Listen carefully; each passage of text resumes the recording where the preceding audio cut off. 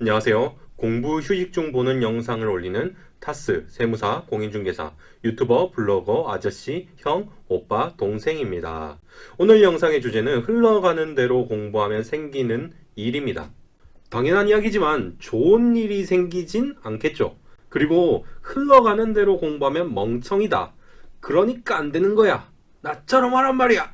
이런 이상한 자기 자랑, 그런 소리를 하려는 것도 아닙니다. 제가 제일 싫어하는 게 그냥 뜬구름 잡는 소리로 될 것 같은 느낌적인 느낌만 주는 겁니다. 애초에 여러분 시간 뺏기 싫어서 5분 내외로 영상 만드는 거이기도 하니까 이번에도 실질적인 팁을 얻어갈 수 있게 영상을 만들어 보겠습니다. 우리 어떤 고시생의 이야기를 한번 해볼까요? 고시생의 이름은 제가 즐겨 마시는 아메리카노에서 따서 카노 정도로 부르겠습니다. 카노 씨는 정말 모범생입니다. 학원 시작하기 1시간 전에 와서 미리 예습하고 수업도 졸지 않고 듣고 복습도 열심히 합니다. 그리고 학원 수업을 하나도 빠뜨리지 않고 커리큘럼대로 따라가요. 주어진 대로 최선을 다해서 공부했는데 그 덕분인지 성적이 쭉쭉 오릅니다. 그런데 합격은 못해요. 그냥 합격 점수 언저리에서 계속 머물고 한번 운 좋게 1차 시험에 붙어도 2차에선 계속 불합격합니다. 그러다 보니 4년째 공부만 하고 있는데도 딱히 성과가 없습니다. 카노 씨는 본인 노력이 부족해서 아니면 본인 머리가 안 좋아서 이렇게 된 거 아닌가 생각합니다. 그리고 실제로 주변에서도 그렇게 이야기하기도 하고요. 지금 이야기 속의 카노 씨는 사실 상당히 흔한 수험생의 모습입니다. 열심히 공부 안 해서 떨어지는 수험생도 많지만 그것 이상으로 열심히 공부하고도 떨어지는 수험생이 많아요. 이게 원인이 여러 가지 있겠지만 저는 흘러가는 대로 공부해서 그렇다라고 말씀을 드릴 것 같아요. 흘러가는 대로 공부한다는 건 불성실하게 공부한다는 뜻은 아닙니다. 오히려 모범생이라고 할 수도 있을 것 같아요. 주어진 학원 커리큘럼이나 책에 충실하게 공부하긴 하니까요. 실제로 이렇게 주어진 대로 공부하다 보면 성적이 오르긴 오릅니다. 다만 결정적으로 합격할 만큼 성적 올리기가 쉽지 않다는 게 문제입니다.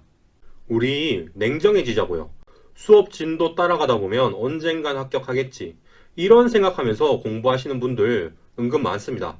그런데 여러분들 학원에서 강의 듣는 사람들 중 대부분은 예비 불합격자입니다. 악담을 하는 게 아니라 현실이 그래요.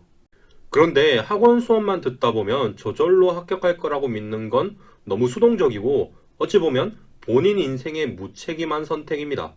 흘러가는 대로만 공부하면 결국 불합격하는 싸움이고 운 좋아야 합격하는 싸움이에요. 본인이 어느 방향으로 나아가는지 파악하고 그걸 컨트롤하면서 공부해야 무조건 합격하는 공부를 할 수 있어요. 그러면 능동적으로 성실하게 자기 주도적으로 공부하자. 끝! 이런 식으로 얼렁뚱땅 마칠 수는 없죠. 구체적으로 어떻게 하면 좀 더 흘러가는 대로 공부하지 않게 되는지 이야기를 해드릴게요.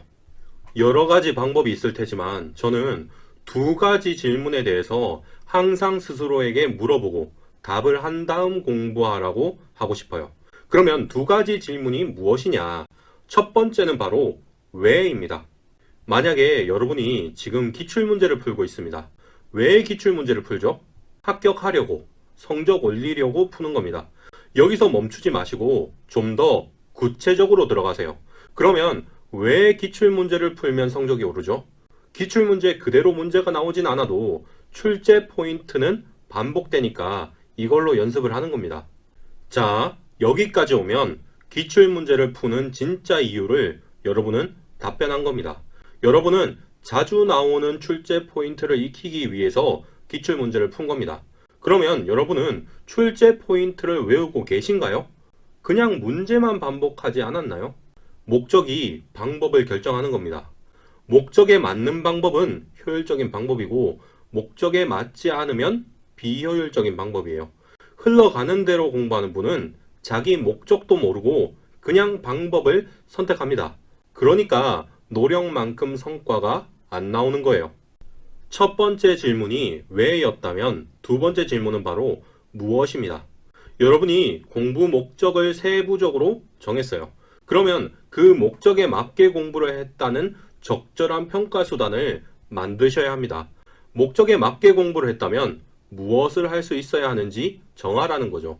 기출문제를 푸는 목적은 출제 포인트를 외우기 위해서입니다.